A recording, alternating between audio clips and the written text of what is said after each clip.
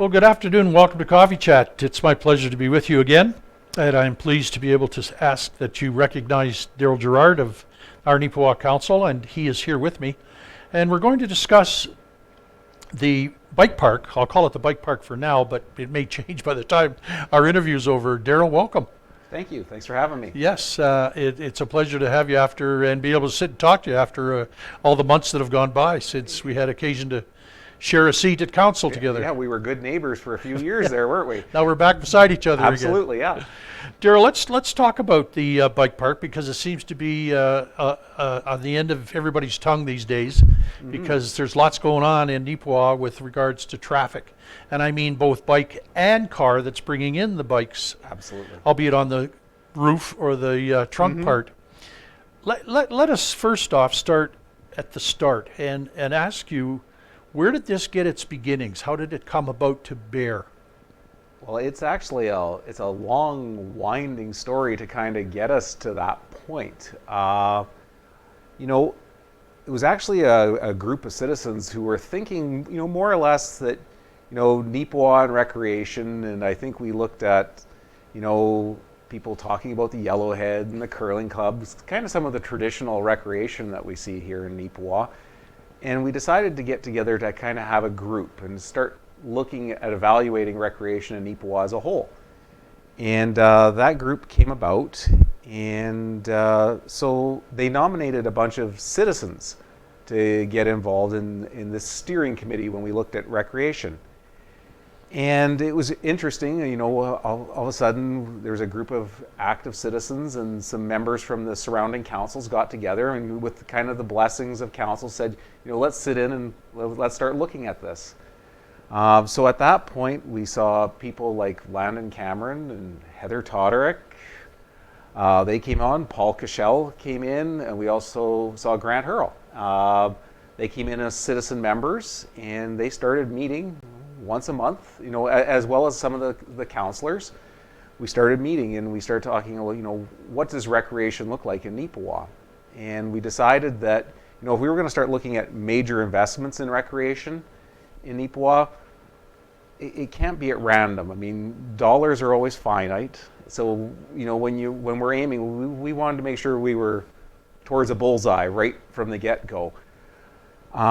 Did some meetings with some provincial help with Sporting Manitoba, and they, you know, said, you know, really what it looks like is Neepawa should, and the surrounding area should start to look at almost like a recreational inventory and see how that looks. So as we started that process, we worked with a company called J. Harper and Associates, and they talked about, you know, this recreation master plan or this steering plan that would guide Neepawa region. And so started us through that process. And so, well, what are your citizens actually looking for in the forms of recreation? What is driving recreation in Neepawa? Because we'd seen some change. You know, we had seen things like gymnastics explode, soccer was exploding, basketball obviously. So we knew Neepawa was kind of starting to change. And so about 4 years ago, there was a survey done. And we circulated that out through the community, and that the citizens actually came back, and we found out that, lo and behold, the number one form of recreation in Neepawa was actually hiking, walking, biking, right?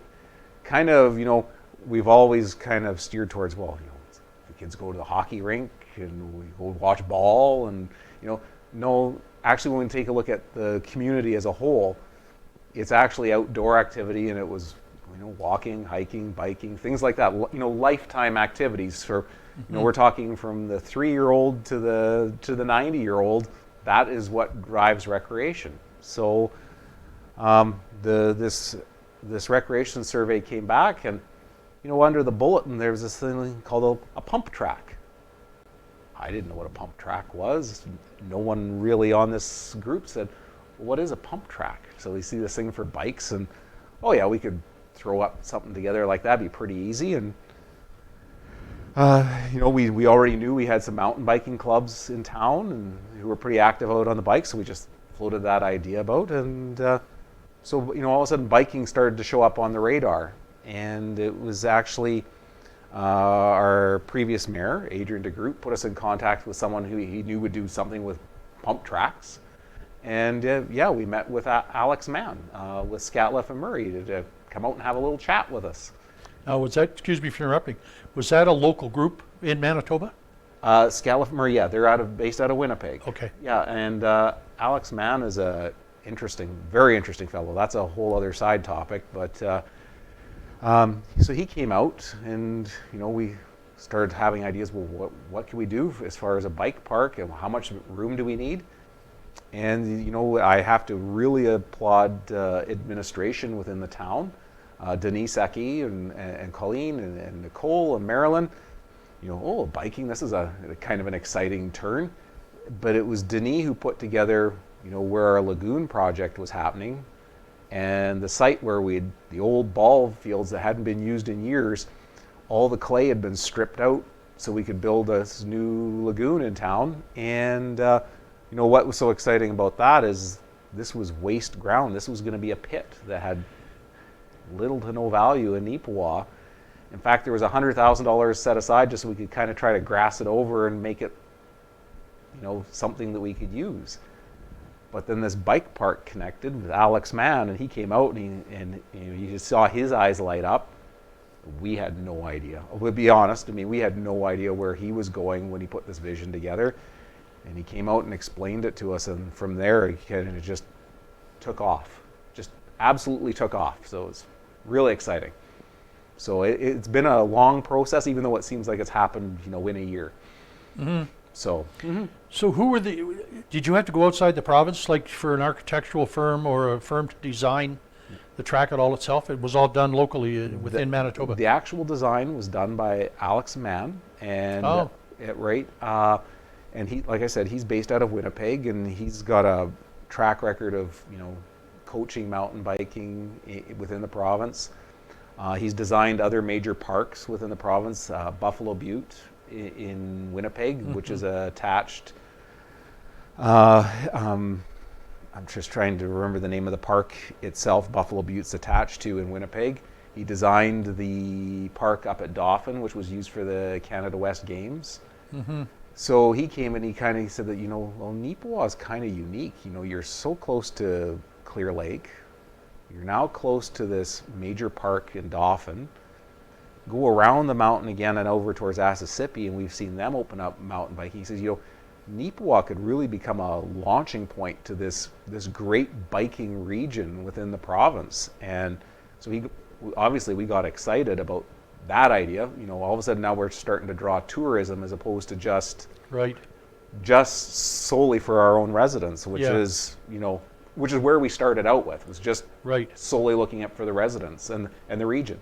So, well, it's good then. And I guess when you mentioned tourism aspect, and you talk about moving around, then we could almost liken ourselves to getting involved in competitions, such as golf tournaments float around to different courses. We could do that too, could we not? 100%. As we were going, and he started laying out the costs and some of the conversations. We said, well, rather than going partway, what makes us, a spot on a circuit? What gives us that ability? If we don't know where Neepawa is going necessarily in terms of competition, what if we're thinking a few years from now that we are going to host a Manitoba Games or what, whatever that might be? We need to have something that's ready now as opposed to reacting then and needing, trying to fix something that could have been done right from the start. So, okay.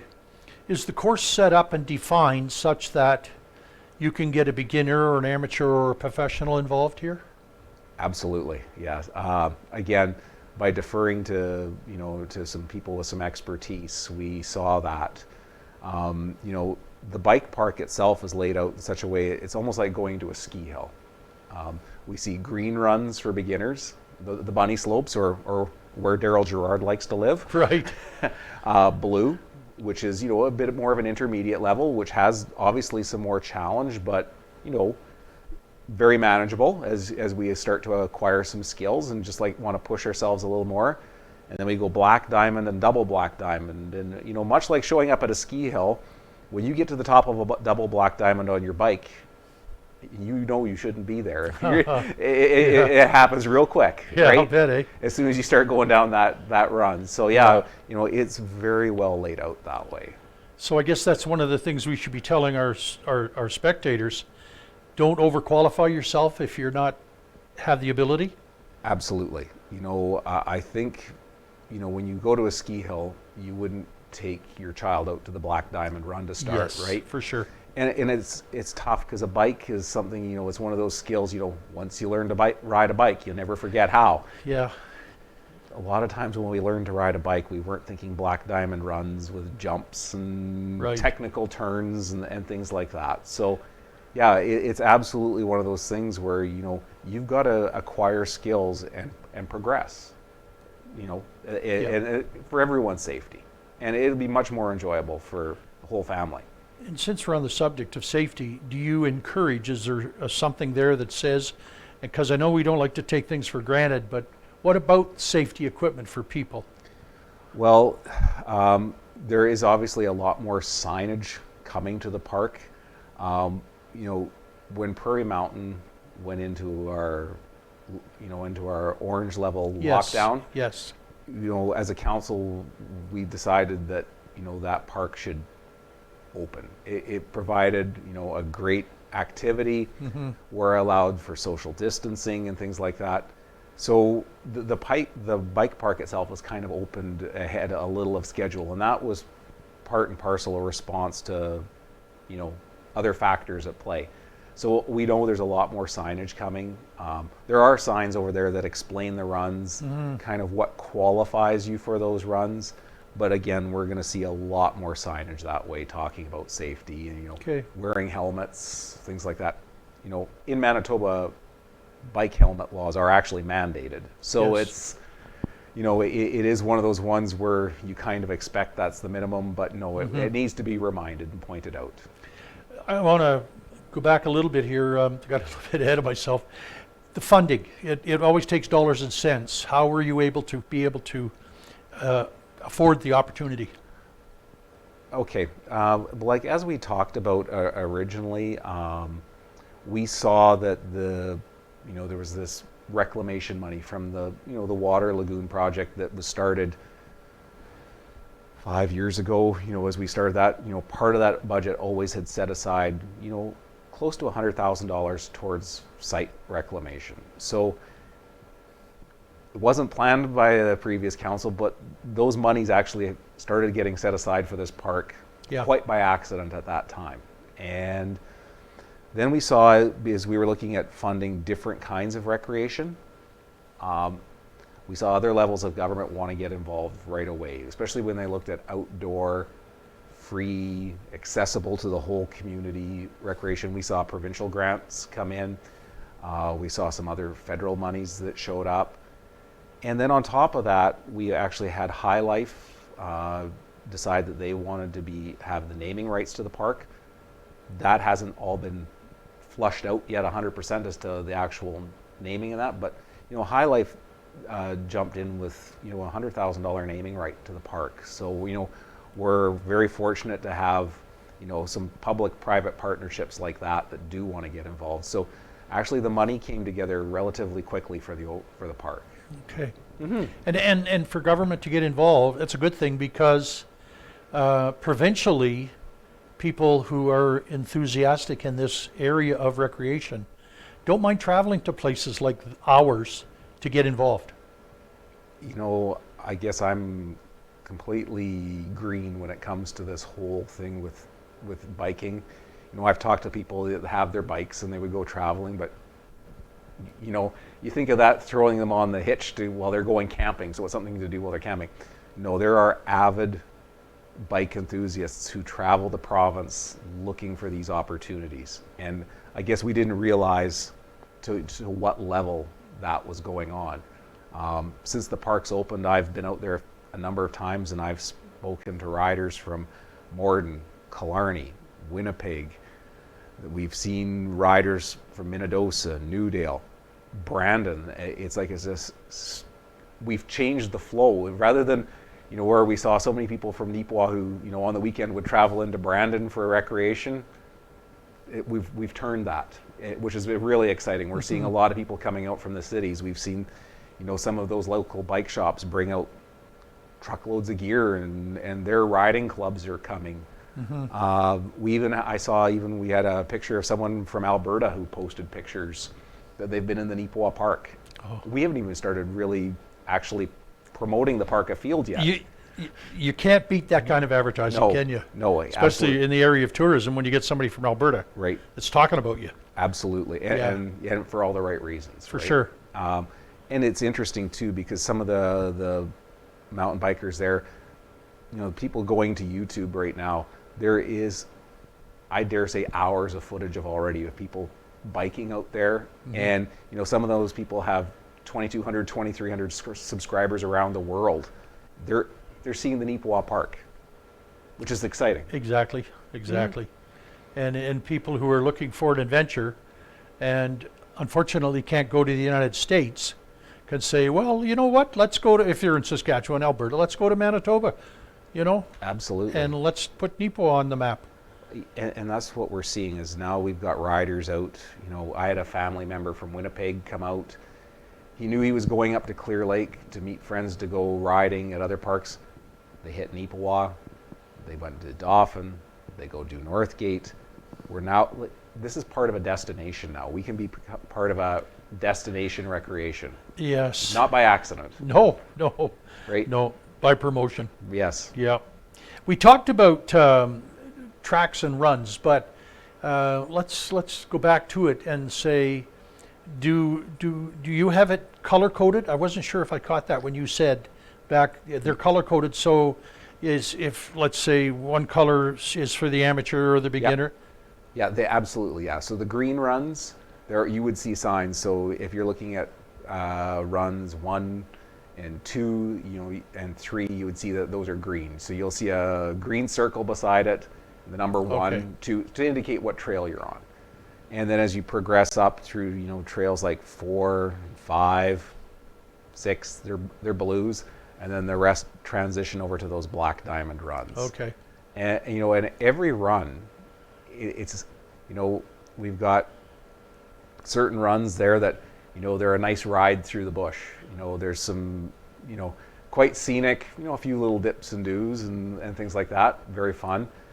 And then we get into these things called flow tracks where you get to the top of one trail, and it seems to be a favorite of mine because you don't even have to pedal your bike once you start coming down. I mean, it's just fabulous. And they've got it laid out in such a way so that the climbs can either be technical and challenging or trails on the outside that make it quite easy. So it's not you're not going to use up a lot of energy getting back up to the top of the park to come down these runs. So it's fantastic. Something that comes to mind right away too is, what if we have, like, I don't know what the ground consists of. I don't know if it's sand or hard clay or you've blacktopped it. I'm not sure. So enlighten me. But what happens if it rains? Well, the actual runs themselves they're a clay base, so Okay. that they're a very firm ground. Ideally, if we're getting rain on them, we don't want riders on them when they're wet because Okay. they're going to rut them up Yep. and they're going to leave lasting marks on it. Right. Even for pedestrian traffic, we really don't want people walking on them at that time. Yeah. Surrounding the park itself, we've hauled in some blacktop, some dirt around. And really one of the plans for the park is to keep it very natural. We want to see it return to, native prairie grasses. We want to see, those things where it doesn't require people out there mowing lawn and another, maintenance cost, for the ratepayers. And then also beautiful in that it's kind of represents Manitoba, what the tall grass prairie is. Yeah. And it's fabulous because it really helps us check off a lot of boxes when we talk about, minimizing our carbon footprint, and that's what it does. So Yeah. Well, that was one of the questions I had for you because it looks like it's really wide open right now. And then was there a thought in mind for the future of trees, shrubs, and potential grass? And you've told us about the prairie grass. So yeah, that's a big part of it. And we're already seeing some trees going in. Town worked with some people with Touchwood this week have come in. Some of the mountain biking clubs have come in and put some trees in. last fall there was some trees given by Tree Canada and Home Hardware. They always big promoter in planting trees across Canada. So some of those things are starting to happen, and I think we're just at the beginning of that. So when I was out there on Sunday looking at the place, so I have a bit of an idea as to how you and I could communicate on this, I noticed there were some people whom were walking. Yes. Do you have integrated into the system a walking trail? Absolutely. When we looked at the actual park and its placement, we recognized an opportunity to extend the Trans-Canada Trail, or the Great Trail.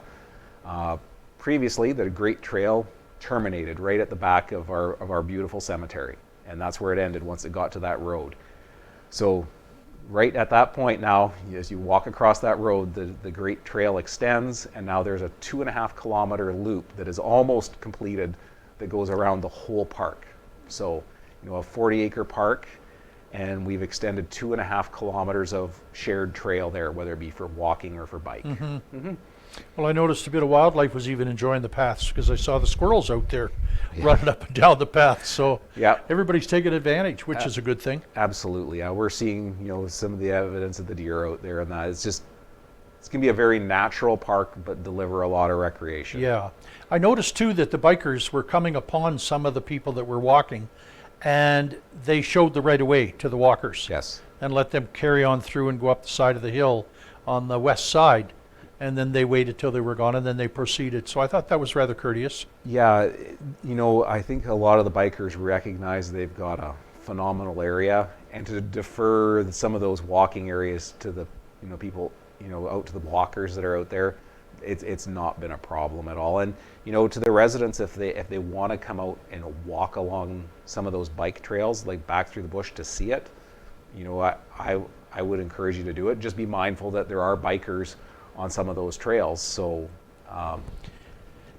the avenue of tourism, I'd like to get back to that, because with Marilyn Crew being involved with economic development, and is that an avenue to which you want to see more expansion in that area? Like you'll put out brochures, or you'll put out on the internet or your town website. Are you working with that in coordination with? Yeah, there's a lot of that going to happen until the actual final naming is done. I think we're going to be, like I said, there's so much that's happened, and it seems to have happened so fast, but there's a lot of steps still coming yet to actually work on the park. And the park is not done by any means. There's other structures that will be added, whether they be picnic shelters and things like that.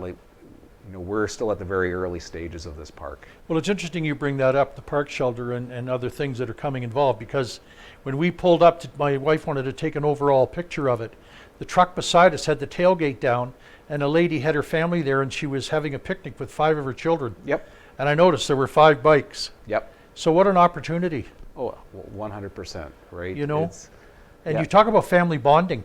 Oh, it's been incredible. And, I've seen 4-year-olds out there going down the trails on their bikes. I saw a gentleman, I'm going to say in his 60s, and he's on an electrically assisted bike. Helps him get him up the hill, and he's laughing and having the time of his life coming down those flow trails. It's really an all ages park, because whether you're just talking walking or biking, it's there for everyone. So to run this particular facility, is it being run through the town of Neepawa, or have you got a committee put together that are going to oversee this and look at and hopefully get involved with Tourism Manitoba for purposes of competitions, as we touched on earlier? How about I answer that with yes? Oh, good. I mean, well, it's kind of a broad thing. I mean, we cut our conversations. Yeah.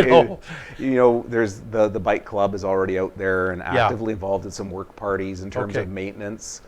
Ultimately, it's going to be them that do a lot of the things towards getting the competition involved.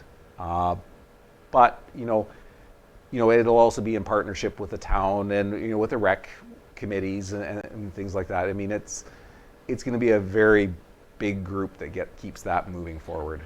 And with the recreational people that have their conferences every once in a year, what a better opportunity for our local rec spec to talk about the project. Absolutely. Absolutely. And I would imagine people like Tourism Manitoba who want to look for space within their magazine will be Yes. contacting you if they haven't already. Haven't yet. But I'm sure you're on the glow. We're going to work at it. Yeah, we're I going to imagine. make sure that star where Neepawa is just gets a little brighter on the map every year. Yeah. The other thing that I think is relative is that people, I've had a few ask me, is there a cost? And I said, not at present. Correct. And is there any thought in the future of, say, $1 a head? Or do you just want to open it up and say, look, this is a freebie? This is about affordable, deliverable recreation Yeah. to people within the region Okay. and the community. You know, just like going to an open park, you know, that's what it is. Am I saying that, you know, if we look to add facilities, we may not look to do fundraisers and things like that? That, who knows? Yep. I mean, like I said, we're at such an early genesis of the whole park. But I mean, as of right now, no, that's never entered the equation. And then we've had people looking to sponsor that park at different levels already. You know, we saw that, you know, the pump track, we had a very significant donation from Rob Smith and Sons in terms of the actual construction of the pump track. The little portion of that park, the pump track that was the original idea that they got involved in a big way with that as well. Excellent. So, yeah. I'm really glad to hear that because having been I'm still a parent, no matter how old your children are, but I know the cost of hockey. I know the cost of baseball. I know the cost of fastball. So this, other than purchasing a bicycle, and you don't need $1,000 bicycle to take this course. No. You know, No. this, and it's family orientated. Yeah. A great thing for families, for bonding. I agree. Excellent. Yeah, And I I'm agree. glad that I'm glad we have it. Yeah, I'm very glad we have it. Because, you know, for people that live in this community and go elsewhere, they've got bragging rights now. 100%. We talked to an owner of one of the bike shops in Brandon, and you know, we asked him his overall opinion, and he said, you know, I've ridden every park in Manitoba. This one is the best, hands down. I haven't ridden anything better than what Neepawa has. On a scale of 1 to 10, he gave us a 12. On that note, Darryl, I couldn't ask another question. I thank you for taking some time out from your busy schedule. I've really appreciated this. And considering it's my first time back in a few months since my hip operation, I want to thank you Oh, thank for you being for having me. an admirable guest. Thank you for having me, and I'm very passionate about what we've accomplished there. And any time we can. That's fill in very the obvious. gaps. And good luck with it. Great, thank you very My much. compliments. Great, thank you. Okay, thanks again. Well, there you have it. Now you know where it is. Now you know what it takes to get out there and get involved. My name is Jim Cockburn. It's been a pleasure hosting Coffee Chat for you. If you can't put a song in your heart, please put a smile on your face. Have a great day.